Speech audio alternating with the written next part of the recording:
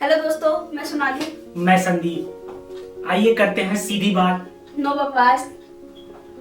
आपने तो बाहुबली देखी होगी, आरआर भी देख ली होगी। जिन्होंने नहीं देखी उन्होंने सुनी तो होगी इतनी बड़ी सक्सेस। क्या आपको पता है इसके पीछे का सक्सेस किसके हाथ है? किसके हाथ है? प्रभास के हाथ थी बाहुबली की। रामचरण के हाथ में भी थी क्या? जूनियर एनटीआर के हाथ में थी क्या? नहीं। आपको पता है? हाँ, मुझे पता है। बता दो। एसएस राजामौली, इस सक्सेस के पीछे सबसे बड़ा हाथ उनका है। आप लोगों ने मूवी तो बहुत देखी होगी, बहुत सक्सेस मूवी भी है ऐसी देखे हैं जो आप, पर उनके पीछे किसका हाथ है वो अभी तक आप लोगों को नहीं पता होगा। बहुत सारी मूवी डायरेक्टर का नाम ही नहीं लिया जाता था, बस हीरो हीरो हीरो। क्या आपको पता है 21 सालों में 11 सक्सेस फिल्में, ये कोई मामूली बात नहीं है और बहुत ही कम समय भी नहीं लगा। 21 साल बहुत मायने रखता है। बहुत लोग सोचते हैं कि एक मूवी बनाने में बहुत टाइम लगाते हैं। आपने बाहुबली देखी होगी, लगभग 4 सालों की ये मूवी साइन थी। आरआर 3 सालों की लगभग साइन थी। 4 साल। 4 सालों की साइन थी। तो आप सोच सकते हो टाइम लेते हैं लेकिन बहुत कुछ अच्छा देते हैं जिससे कि दर्शकों को बहुत ही पसंद आता है। आप तो समझ गए होंगे कि आज हम लोग किस पे बात करने वाले हैं। आप समझिए। हाँ, एसएस राजामौली की जर्नी की, कैसे एक वो फिल्म मेकर बने हैं, क्या बनना चाहते थे और क्या बने हैं। हाल ही में धर्मा प्रोडक्शन के डायरेक्टर करण जौहर ने भी इनकी बहुत तारीफ की है। उनने ऐसा बोला है कि इंडिया में उनसे बेस्ट कोई फिल्म मेकर हो ही नहीं सकता है। सोचिए ऐसे फिल्म मेकर की कहानी, कैसे बने इतने बड़े फिल्म मेकर। आइए हम इसके बारे में जानते हैं। जब पहली बार बाहुबली आई तो लोगों ने सोचा कि तुक्का है, लग गई कहानी, दर्शक है, पसंद आ गई कहानी। लेकिन बाहुबली फर्स्ट के बाद इतना क्रेज बढ़ा बाहुबली 2 के लिए। कटप्पा ने बाहुबली को क्यों मारा ये आपने भी बहुत बड़ा सस्पेंस था, छुपा के रखा गया। दूसरी मूवी बाहुबली 2 आई, उसके पीछे लोग दर्शक पागल थे। और उसके बाद जो हुआ ट्रिपल आर, इसके साथ भी तो बवाल ही हुआ।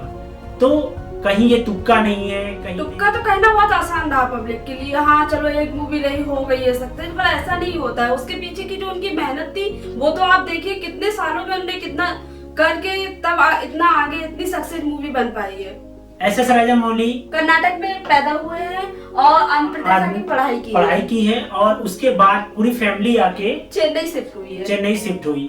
एसएस राजामौली के फादर 6 भाई थे और उनके 13 कजिन थे, जो कि मिला के बहुत बड़ी फैमिली होती है। बड़ी फैमिली से तो ये थे ही, इसके साथ साथ बहुत पैसे वाले भी थे, जमींदार थे मतलब। हाँ, इनके फैमिली में जमींदार भी लोग थे, जिससे कि इनके पास पैसे भी बहुत थे। और इसके साथ साथ ये लोग फिल्मों में भी पैसा लगाया करते थे। पैसा तो फिल्म में इन्वेस्ट करने लगे थे ना, सक्सेस भी हुए, फ्लॉप भी हुए। बड़ी फैमिली के साथ साथ इनके पास पैसे भी बहुत थे। बड़ी फैमिली थी तो इसमें इनके परिवार में जमींदार भी लोग थे और जमींदारी के साथ साथ ये लोग फिल्मों में भी पैसा इन्वेस्ट करते थे।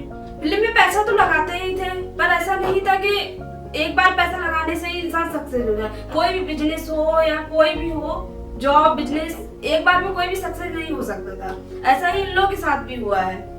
इन्होंने पैसा तो बहुत सारे थे, ये लोग फिल्मों में पैसा लगाते थे। पैसा लगाते जरूरी नहीं कि हर बार फिल्म हिट ही होगा। इनको फिल्म का कीड़ा तो काट चुका था।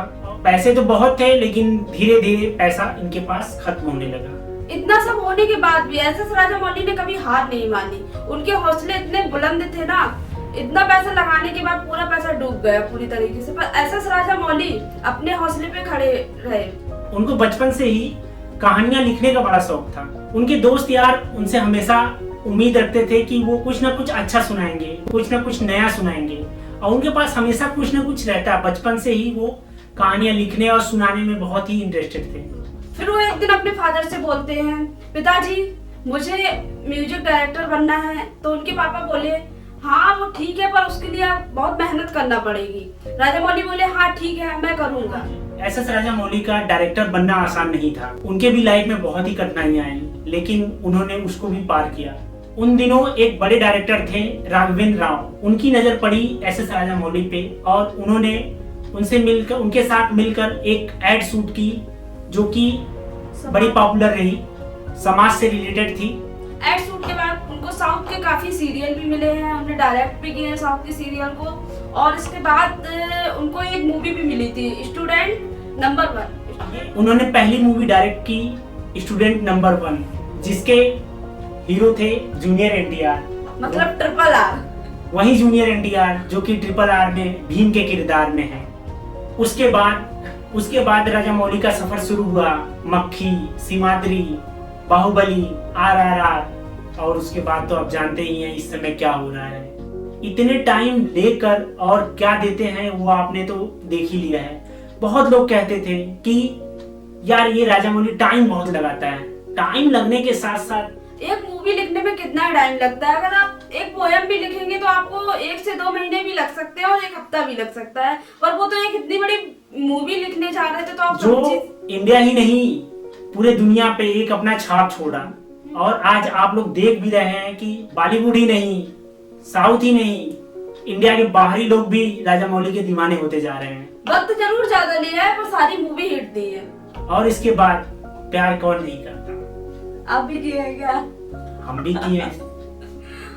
आती है लव स्टोरी की कहानी। क्या राजामौली को प्यार नहीं हुआ? प्यार डायरेक्टर थे तो प्यार भी था। सिर्फ एक्टर ही प्यार कर सकते हैं? डायरेक्टर भी कर सकते हैं। डायरेक्टर भी कर सकते हैं। तो उनकी भी लव स्टोरी थी और उनकी लव स्टोरी की रानी उनके ही मूवी में म्यूजिक देने वाले डायरेक्टर MM गिरी के बहन की थी, जो तलाकशुदा थी। उनकी मोहब्बत वहीं से स्टार्ट हुई और वो फिर बन गई Mrs SS Rajamouli. SS Rajamouli ने एक ऐसी लकीर खींच दी है जो कि बॉलीवुड के डायरेक्टर को पार ही करना बहुत ही मुश्किल है। या तो वो खुद इस रिकॉर्ड को तोड़े या आने वाला कोई डायरेक्टर उस समय देखते हैं क्या होता है। अब आगे देखते हैं क्या होता है। इस वीडियो के साथ अब हम लोग विदा लेते हैं और कमेंट करके हम लोग को जरूर बताएं हम लोग का वीडियो कैसा लगा है। प्लीज लाइक करें, सब्सक्राइब करें, कमेंट करके जरूर ही बताएं। और आप फिल्मी सफर को इंस्टाग्राम फेसबुक पे भी सर्च कर सकते हैं, वहाँ भी वीडियो देखिए, वहाँ भी लाइक करें, शेयर करें।